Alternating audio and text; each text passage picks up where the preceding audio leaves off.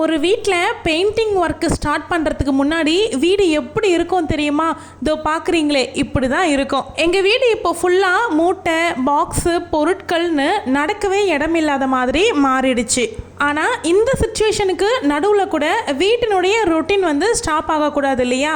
அதனால தான் painting work start ஆகிறதுக்கு முன்னாடியே இட்லி மாவு அரைக்கிறதுலேருந்து என்ன சமைக்கணும் அப்படிங்கிற வரைக்கும் பிளான் பண்ணி வச்சுட்டேன். முடிஞ்ச அளவுக்கு ஹோட்டல் ஃபுட்டை அவாய்ட் பண்ணிவிட்டு வீட்லேயே மேனேஜ் பண்ணுறதுக்கு தான் ட்ரை பண்ணிகிட்ருக்கேன். அந்த அன்னைக்கே ஆர்டர் பண்ணியிருந்த பெயிண்ட் எல்லாமே கூட வீட்டுக்கு வந்துருச்சு. இந்த வீடியோ எடுத்த அன்னைக்கு மறுநாள் பெயிண்டர்ஸும் வந்துடுவாங்க. இதுதான் எங்கள் வீட்டோட ரியல் டிரான்ஸ்ஃபர்மேஷனுடைய beginning. Welcome to my channel. நான் உங்கள் பிரியா. என் சேனலை சப்ஸ்கிரைப் பண்ணி தொடர்ந்து ஆதரவு கொடுத்துட்ருக்க உங்கள் எல்லாருக்குமே ரொம்ப நன்றி. இன்னுமே சப்ஸ்கிரைப் பண்ண போகிறவங்களுக்கும் ரொம்ப ரொம்ப நன்றி. அந்த அன்னைக்கு மார்னிங் 4:30க்கெலாம் எழுந்து குளிச்சாச்சு. ஏன்னா பெயிண்ட் எல்லாமே லாரியில் போட்டிருந்தோம். ஸோ லாரி 10 o'clock போல் ரீச் ஆகும் அப்படின்னு சொல்லியிருந்ததுனால அதுக்கு முன்னாடியே சமையல் ஒர்க்குமே முடிச்சு வச்சிடலாம் அப்படிங்கிறது தான் பிளானு. முன்னாடி நாள் நைட்டு செஞ்சுருந்த சப்பாத்தி வந்து ஒரு 3 மீதமாக இருந்துச்சு. முன்னாடி நாளே மூக்கடலை, உருளைக்கிழங்குலாம் போட்டு குருமா வச்சுருந்தேன். இன்றைக்கும் சேர்த்து தான். இட்லி மாவு வீட்டில் சுத்தமாகவே இல்லை. அப்போ தான் அரைக்கிறதுக்கு ஊற போடுறேன், நீங்களே பார்த்துருக்கீங்க.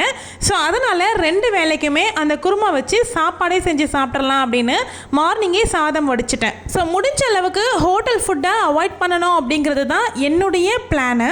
எல்லா நாளும் ஹோட்டலில் வாங்காமல் பண்ண முடியுமான்னு கேட்டிங்கன்னா எனக்கு ஆக்சுவலி உண்மையிலே தெரியல. ஏன்னா கிச்சன் பெயிண்டிங் ஒர்க் நடக்கிற அன்னைக்கு கண்டிப்பாக வந்து ஃபுட்டு சமைக்க முடியாது அப்படின்னு தான் நினைக்கிறேன். ஏன்னா எல்லா திங்ஸும் முன்னாடியே அவங்களுக்காக எடுத்து க்ளீன் பண்ணி வைக்கணும்ல. இது வந்து பெயிண்டிங் ஒர்க்கு ஸ்டார்ட் பண்ணுறதுக்கு முன்னாடி நாள் எடுத்திருந்த வீடியோ. இந்த வீடியோ எடுத்திருந்த அந்த அன்னிலிருந்து தான் ஹஸ்பண்ட் வந்து ஒரு 10 daysக்கு லீவ் எடுத்திருக்காங்க. நம்மளுடைய வீட்டு பொருள் மட்டும்தான் அப்படின்னா நமக்கு அந்த அளவுக்கு இடம் வந்து அடைப்பாக இருக்காது.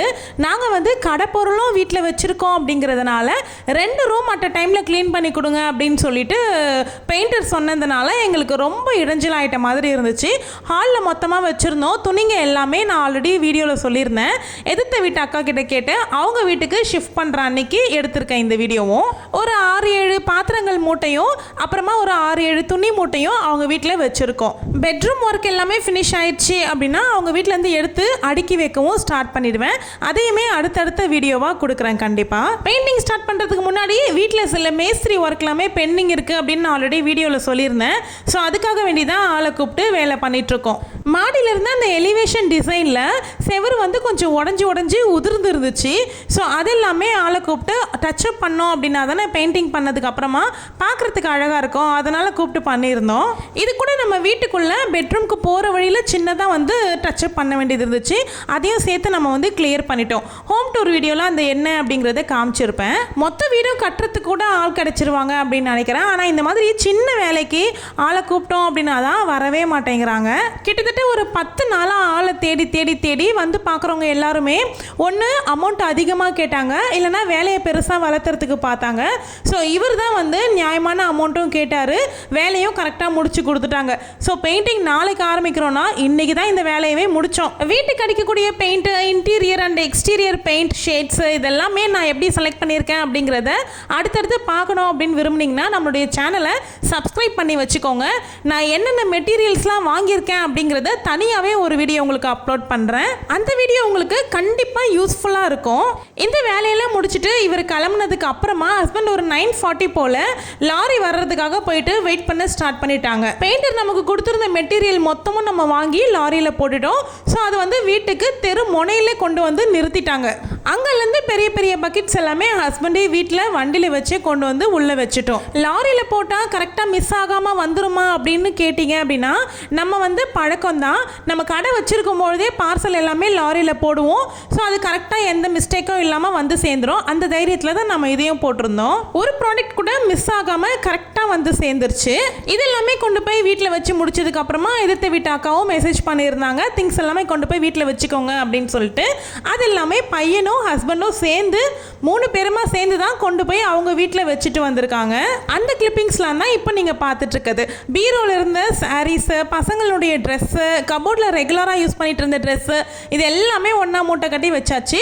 ஒரு 2-3 ட்ரெஸ்ஸஸ் மட்டும் நாங்கள் வெளியில் வச்சுக்கிட்டோம். அப்பப்போ நாங்கள் மாற்றணும்ல, அதனால் நாங்கள் நினச்சதை விடவே இது எங்களுக்கு பெரிய வேலையாகவே அமைஞ்சு போச்சு. நிறைய திங்ஸ் இருக்குது அப்படிங்கிறதுனால. இனி எடுத்து லாஃப்டில் அடுக்கும்பொழுது வேண்டாத திங்ஸ் எல்லாமே கழிச்சிட்டு தேவையானதை மட்டும் தான் எடுத்து வைக்கிற மாதிரி முடிவு பண்ணியாச்சு. 2 ரூமையும் காலி பண்ணி எல்லா பொருளையும் வெளியில் கொண்டு வந்து வச்சதுக்கு அப்புறமா தான் தெரியுது அந்த ரூமில் எந்த அளவுக்கு ஒட்டடை சேர்ந்துருக்கு அப்படிங்கிறது. பெயிண்டர்ஸ் ஒட்டடை எல்லாமே அடித்து தான் பெயிண்ட் அடிப்பாங்க. இருந்தாலும் நம்ம பங்குக்கு கொஞ்சமாவது க்ளீன் பண்ணி கொடுத்தோம் அப்படின்னா அவங்களுக்கு வேலை செய்யறதுக்கு கொஞ்சம் நல்லா இருக்கும்ல. அதனால் நாங்களே ஓரளவுக்கு க்ளீன் பண்ணி கொடுத்துட்டோம் அந்த 2 ரூமையுமே. இந்த வீடியோ மூலியமாக தான் பார்க்குறீங்க அப்படின்னா கண்டிப்பாக ஒரு கேள்வி இருக்கும், எதனால் இவ்வளோ திங்ஸ் வீட்டில் வச்சுருக்கீங்க அப்படின்னு. நாங்கள் வந்து ஒரு 3 வருஷத்துக்கு முன்னாடி கடை வந்து எடுத்துட்டோம். ஸோ அந்த திங்ஸ் எல்லாமே ரொம்ப அடிமட்ட ரேட்டுக்கு கேட்டாங்க அப்படிங்கிறதுனால நாங்கள் சேல் பண்ணாமல் வீட்டில் வச்சுக்கிட்டோம். ஸோ சண்டேஸில் மட்டும் நாங்கள் சேல் பண்ணுவோம். அது எப்படி என்னங்கிறத பற்றி நான் அடுத்தடுத்த வீடியோவில் நான் டீட்டெயிலாக சொல்கிறேன். ஸோ அந்த திங்ஸ் எல்லாமே அதிகமாக இருக்குது அப்படிங்கிறதுனால தான் வீட்டில் நிறைய பொருள் வந்து நிரம்பி இருக்க மாதிரி உங்களுக்கு தெரியும். ஸோ இந்த ரூம் தான் வந்து நம்ம திங்ஸ் எல்லாமே வைக்கிற ரூம். என்னுடைய யூடியூப் ஜேர்னி ஆரம்பித்து இந்த 2 வருஷத்தில் இந்த ரூமை இப்போ தான் நீங்கள் வந்து வீடியோவில் பார்க்குறீங்க. ஸோ இந்த ரூமுடைய டோர் வந்து எப்போவுமே சாத்தியே தான் இருக்கும். நம்ம ஹாலில் ஒரு டோர் சாத்தியே இருக்கும் பார்த்தீங்களா, அந்த ரூம் தான் இது. இந்த ரூமில் தான் கடை திங்ஸ் எல்லாமே நாங்கள் போட்டு வச்சுருப்போம். இப்போ காலி பண்ணியிருக்கோம் அப்படிங்கிறதுனால எக்ஸ்க்ளூசிவ் காட்சி அப்படின்னு எடுத்துக்கலாம். இந்த ரூமை பெருசாக நாங்கள் யூஸ் பண்ணலை அப்படிங்கிறதுனால அவ்வளோவா பெயிண்ட் எல்லாமே டேமேஜ் ஆகி இருக்காது. ஓரளவுக்கு நல்லா தான் இருக்கும் இந்த ரூமு. கடை பொருள்லாம் இங்கே வைக்கிறதுக்கு முன்னாடி இந்த ரூம் வந்து அத்தையுடைய ரூமாக இருந்துச்சு. அவங்க தூங்குறதுக்கு இந்த ரூமை தான் பயன்படுத்திக்குவாங்க ஃப்ரீயாக இருக்கும் பொழுது. அதுக்கப்புறமா கடை திங்ஸ் எல்லாமே இந்த ரூமில் அடைச்சதுக்கு அப்புறமா அத்தை ஹால்லேயே படுக்க ஆரம்பிச்சிட்டாங்க. இப்போ பெயிண்ட் எல்லாம் அடித்ததுக்கு அப்புறமா இந்த ரூம் ஃப்ரீயாக இருக்குமா, புழங்குறதுக்கு வசதியாக இருக்குமான்னு கேட்டிங்கன்னா அதான் இல்லை. திரும்பவும் எப்படி இருந்துச்சோ அதே மாதிரி கடை திங்ஸ் எல்லாமே இதுக்குள்ளே வச்சு திரும்பவும் மூடி வச்சிருவேன், அவ்வளோதான். அந்த அன்னைக்கு வந்து சரியான டயர்டுங்க. அப்படியே ஈவினிங் போல் ஆயிடுச்சு. ஸோ மறுநாள் வந்து பெயிண்டர்ஸ் எல்லாரும் வந்துடுவாங்க, பெயிண்ட் ஒர்க்கு ஸ்டார்ட் பண்ணிடுவாங்க. வீடியோஸ் எல்லாமே கவர் பண்ணணும் அப்படிங்கிறதுனால யோசித்து முன்னாடி நாள் நைட்டே சாம்பார் வச்சிடலாம் அப்படின்னு யோசிச்சுட்டேன். அந்த அன்னைக்கு நைட்டும் சாம்பார் யூஸ் பண்ணிக்கிற மாதிரி ஆச்சு. மறுநாளும் வந்து சாம்பார் இருக்கும், சாதம் வடிச்சிக்கலாம். ஸோ ஹோட்டலில் வாங்குகிற வேலை இருக்காது, நம்ம மாவும் அரைச்சி வச்சுருவோம். ஸோ இதெல்லாம் வச்சு ஃபஸ்ட்டு டேவை எப்படியாவது ஓட்டிடலாம் அப்படிங்கிறதுனால சாம்பார் வைக்கிற வேலையை ஆரம்பிச்சிட்டேன். இவ்வளோ வேலைகளுக்கு நடுவில் எப்படி நீங்கள் சமையலும் பண்ணுறீங்க அப்படின்னு ஒரு சிலருக்கு டவுட் இருக்கும். ஸோ நம்ம வந்து ஒரு ஹோட்டல் செலவை மிச்சம் பண்ணோம் அப்படின்னா அது ஒரு நாளைக்கு கூலி கொடுக்கறதுக்கு கூட உதவும்ல. அதனால தான் வந்து கொஞ்சம் சிரமம் பார்க்காம நான் சமையலும் பார்த்துக்கிறேன். ஸோ ஹெல்த் கான்ஷியஸும் நீங்கள் வந்து பார்க்கணும். நெக்ஸ்ட் போடக்கூடிய லாங் வீடியோவில் நான் என்னென்ன பெயிண்ட்லாம் வாங்கினேன், எவ்வளோ ரேட்டுக்கு வாங்கினேன், டோட்டல் பெயிண்ட் மெட்டீரியல் எவ்வளோ ஆச்சு அப்படிங்கிற டீட்டெயில்ஸ் எல்லாமே நான் உங்கள் கூட ஷேர் பண்ணுறேன். அதே மாதிரி ஃபஸ்ட்டு டே பெயிண்டிங் ஸ்டார்ட் பண்ணி எந்த அளவுக்கு ஒர்க்கு முடிச்சிருக்காங்க அப்படிங்கிறதையும் நான் உங்கள் கூட ஷேர் பண்ணிக்கிறேன். இந்த பெயிண்டிங் சீரீஸை மிஸ் பண்ணாமல் பார்க்குறதுக்கு நம்ம சேனலை உடனே சப்ஸ்கிரைப் பண்ணிக்கோங்க. இந்த வீடியோ பிடிச்சிருந்தா லைக் பண்ணி வீடியோக்கு ஹைப் பட்டன் கொடுத்துக்கோங்க. கமெண்ட் பண்ண மறக்காதீங்க. தேங்க்யூ.